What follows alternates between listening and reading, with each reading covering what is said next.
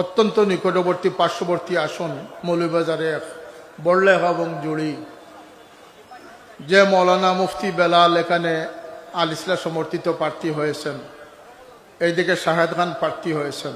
আমি আল্লাহর জাতের উপরে ভরসা করে আমি বলতে পারি যে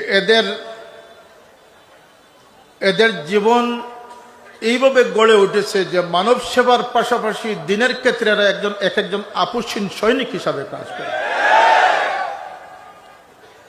এবং এদের দ্বারা অঞ্চলও আলোকিত হবে, দিনও উপকৃত হবে।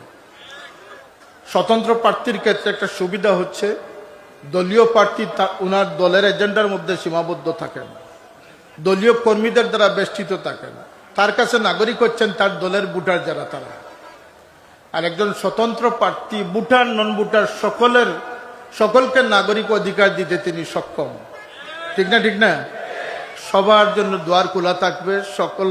আমাদের দেশের রাজনৈতিক একটা ইস্তেলা হচ্ছে যে দল ক্ষমতা যায় বাকি দলগুলো বাগান থাকে, দৌড়ে থাকে। কথা ঠিক না? প্রতিহিংসার রাজনীতি। শাহেদ খান এবং মুফতি বেলাল যদি নির্বাচিত হন, আল্লাহ করেন, ইনশাল্লাহ একটি নাবালিক সন্তানও দৌড়াতে হবে না, সবাই নিজ নিজ ঘরে অবস্থান করবে। প্রতিহিংসার রাজনীতি এরা করবে না। এরা তরবিয়ত প্রাপ্ত মানুষ। এরা শুধু আকীদার ক্ষেত্রে আহলে সুন্নাতের মানুষ নয়, এরা আমলিয়তের ক্ষেত্রে সিলসিলার একজন দায়িত্বশীল মানুষ হিসেবে তারা পরিগণিত হয়েছে।